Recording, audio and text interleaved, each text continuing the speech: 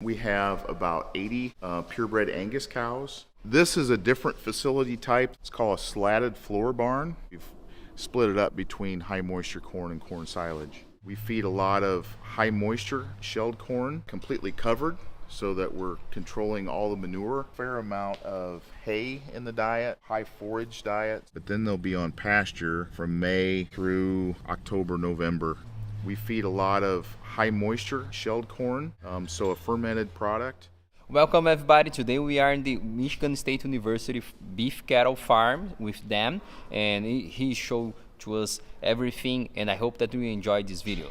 This barn was built in the middle of MSU campus in about 1930, and in 1955 there wasn't enough room for expansion on campus, and so they tore the barn down, put it on wagons, brought it out here, and reassembled it.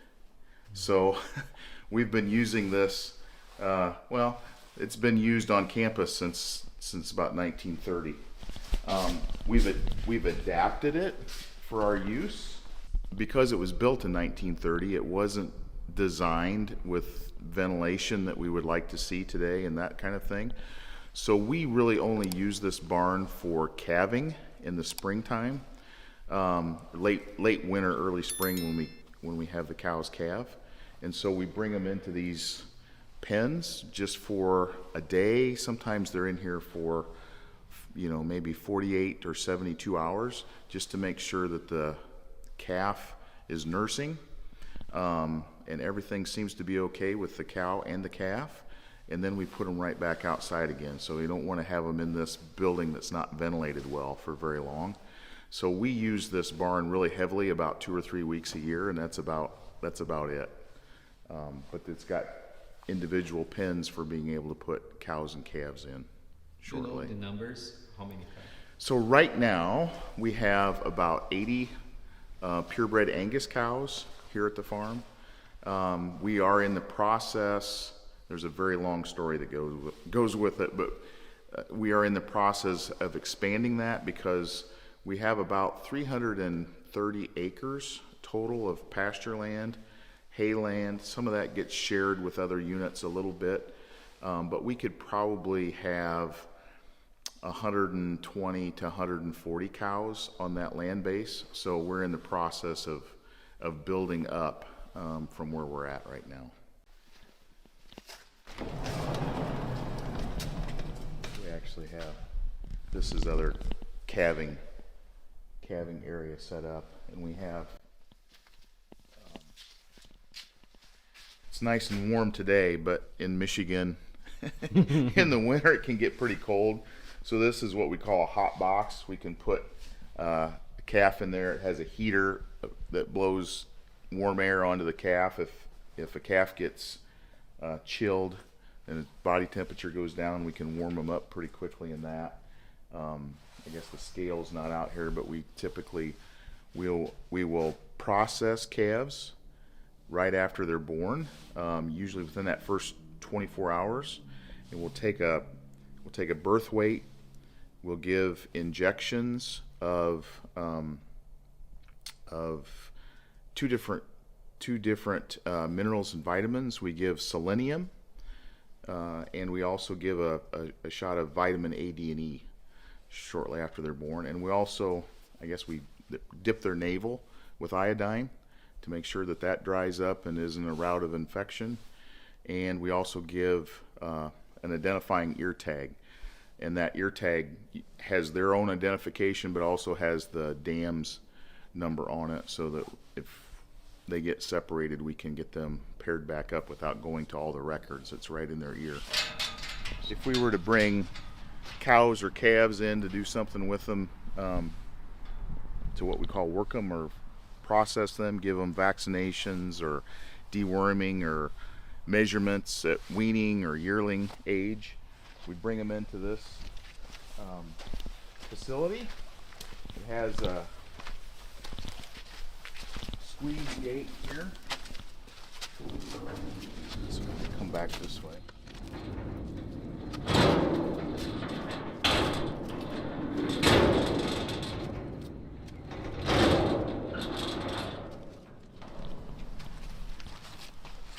So we bring them into here, into this round tub, be able to squeeze them, so they have to go up the alleyway into the inside handling facility. Okay. But this is where the cattle would come in, and they can come in this handling facility. They can come in double wide, too wide, and then they have to make a decision. Whoever goes first. I don't do this every day, so I gotta remember which is which. Come into the chute. We catch them around the neck, right here. We can squeeze the sides, keep them calm.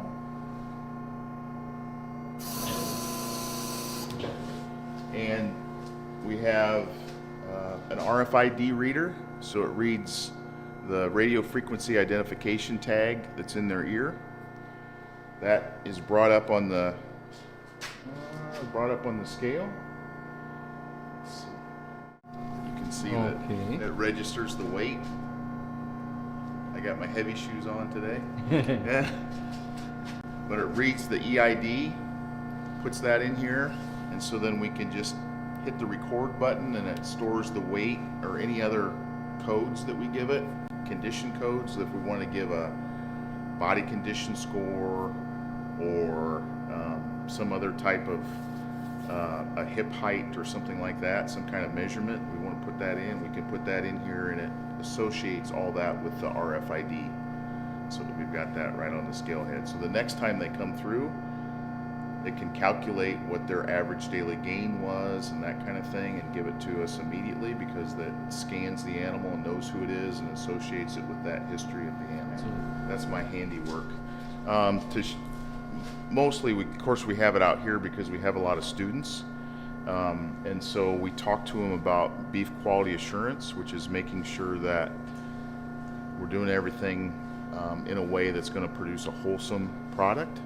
And so we talk a lot about making sure that the injections are in the neck and that kind of thing. And so with students, we come out here and process cattle and practice the right way to give a intermuscular injection or a subcutaneous injection to cattle in the neck, what size needles to use and when to change the needles and all those kind of things. We conduct estrus synchronization in the spring. And do what's called fixed time AI. So we artificially inseminate everything at one time to AI sires that we select, and then shortly after that we put bulls in for natural breeding for about a 50-day breeding season in total. And those calves then are born about the last week in January, first week in February. And our main market is to sell bulls to commercial cow-calf producers, mostly in Michigan, but some across the U.S. as well. There was a bull that was born in this herd called MSU. Call him MSU Dark Knight, that sold a lot of semen in Brazil because his fertility was really good. So they put him on a lot of Nelore cows. So I think he sold 800,000 to 1 million units of semen, something like that, while he was alive. So these cows will spend, again, all but like a week of the year out here on pasture or grazing corn stover. And so they're actually sometime next week, I think they're going to be moved to the corn stover, and they'll be there until about the first part of calving. And then we feed them some supplemental hay while they're out there on corn stover and when they start to calve. They stay here in pasture for how long? So they'll be on pasture from shortly after they have their calves in February we don't really have much green grass for them to eat until the 1st of May. But then they'll be on pasture from May through October, November usually. And then at that point they go to corn stover for usually 60, maybe 90 days. And toward the end of that 60 or 90 days, we may supplement some with other forages like mostly hay, sometimes corn silage, and then the cycle kind of repeats itself. So they're usually out on pasture or corn stover of some kind. So this is our feedlot facility.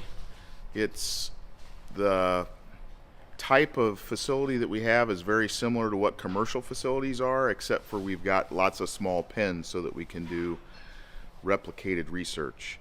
But other than that, it's similar to facilities that would be in Michigan or the upper Midwest, that it's completely covered so that we're controlling all the manure. There's no runoff to any outside sources. We've got 16 pens on this side. This is kind of mirrored on the other end of the building. We've got that many on the other end of the building too. This research trial that we have here is not yet started, but we've got Holstein steer calves, and then we're comparing those to a beef Holstein cross, because beef Holstein cross has become very popular throughout the U.S., but particularly in Michigan. We're a very high dairy state, and so about 80% of the beef in Michigan that we feed out in Michigan is Holstein steers, and a big portion of that now are the crossbred beef Holstein cross. Probably close to a third of those steers just in the last 6 years have become beef Holstein cross. And so we're comparing feed efficiencies, average daily gains, feed intakes, all the carcass traits, and overall economic value. This particular study is going to be looking at the crossbreds genetic piece of it and see if we can increase ribeye size and make those crossbreds a little more like beef, a little less like Holsteins, because Holsteins have a very flat muscle shape, and we want to try to increase that lean meat yield from a carcass. And what is the nutrition, the feed? The feed is similar to what a lot of feedlots would feed in Michigan, which is primarily based on corn silage.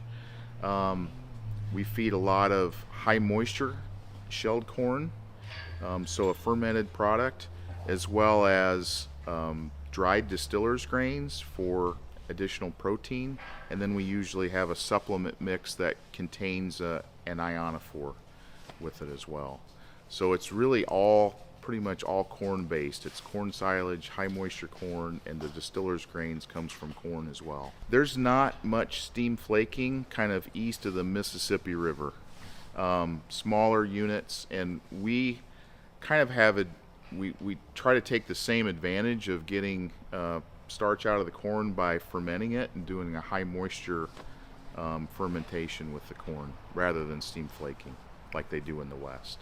They put the feed only once a day, or yes. So yeah, good question. So they'll feed usually in the morning at about 6:30 or 7 o'clock in the morning.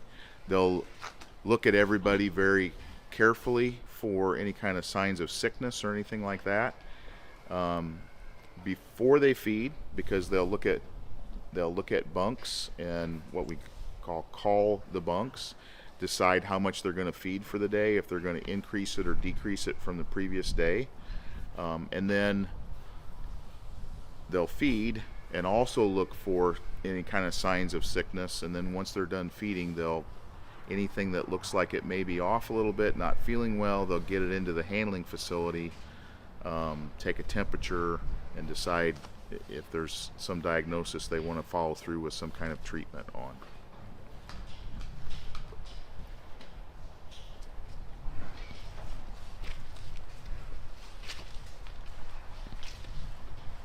So these would be the crossbreds. So in Michigan, most of the calves would leave the dairy at about a day or 2 days of age, and then they would go to a calf raiser.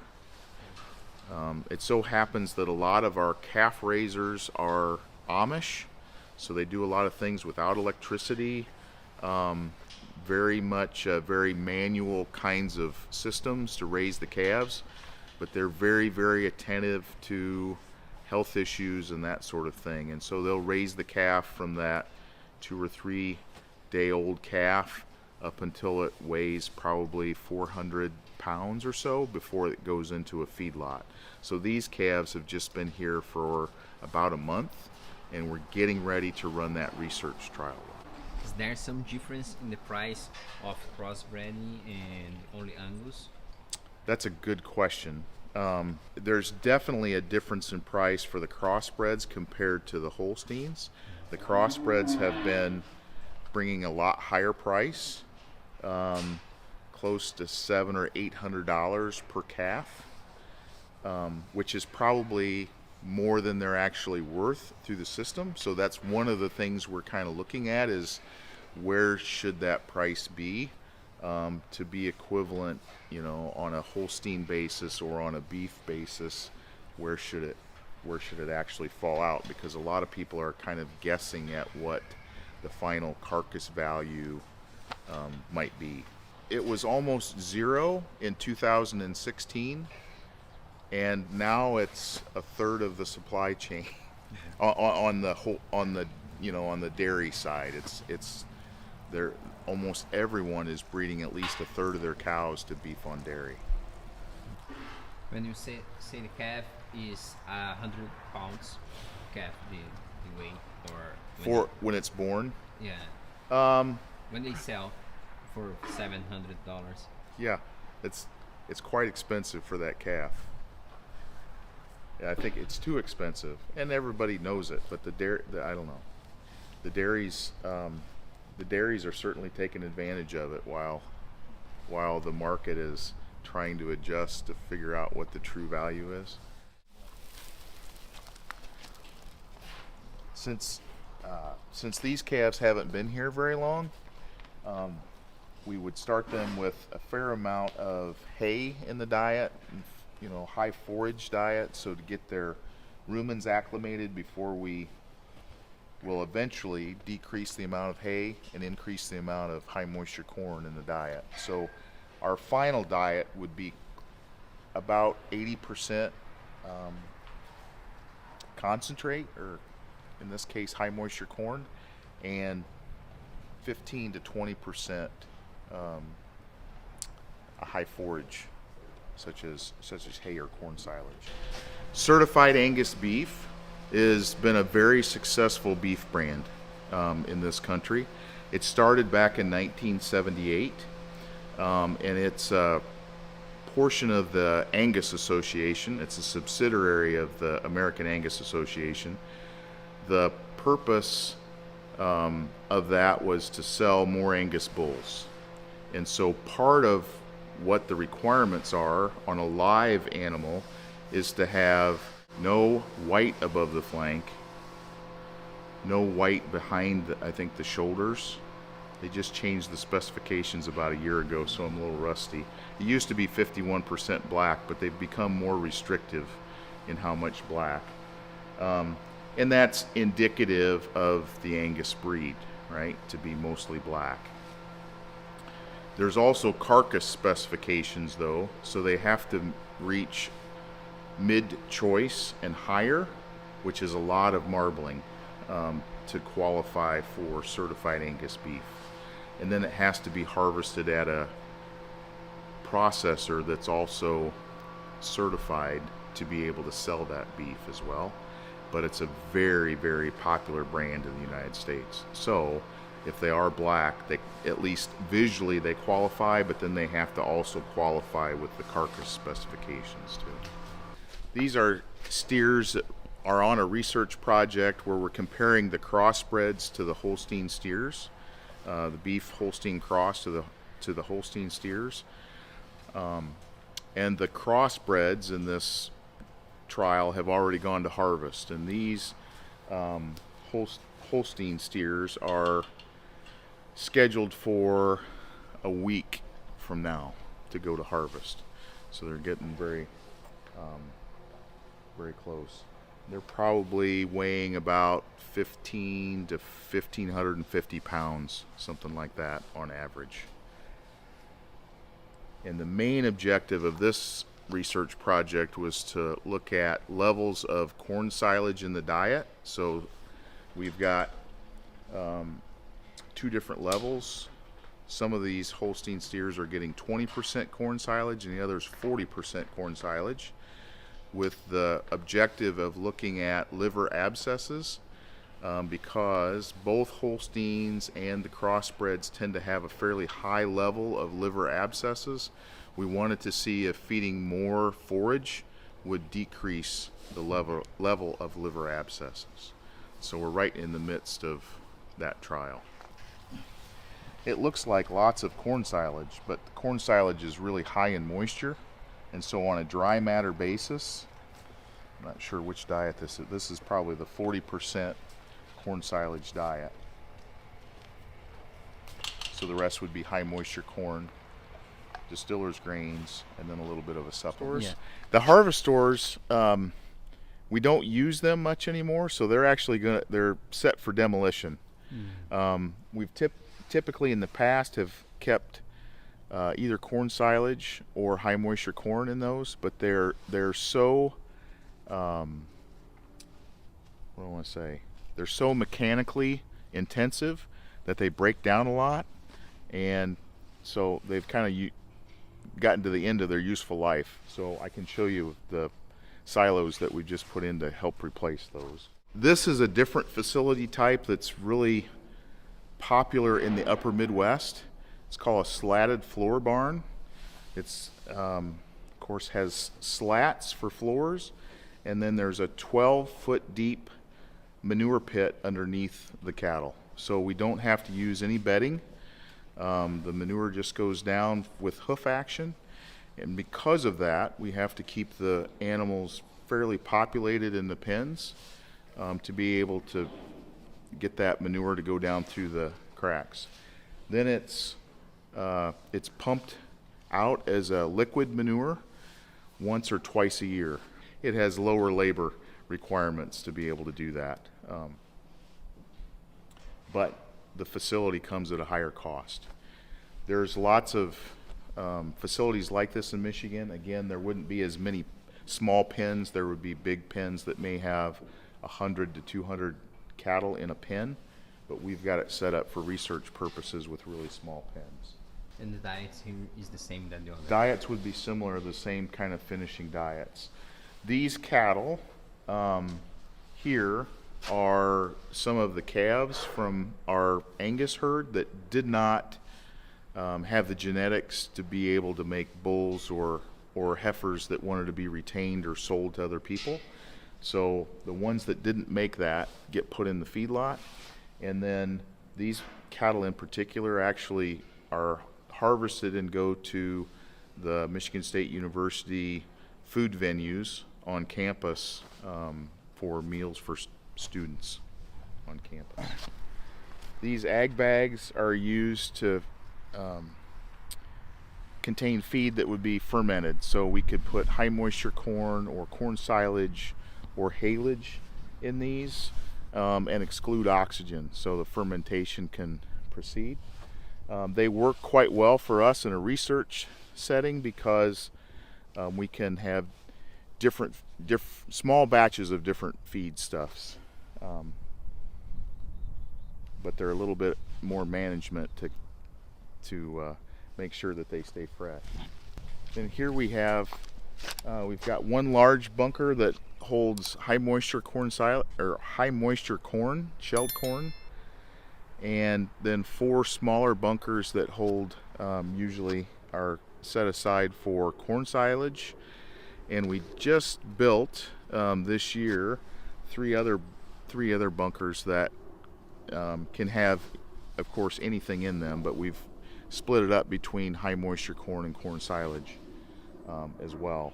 We also have some bunks at times with haylage, because we also feed some of the sheep unit from this particular unit.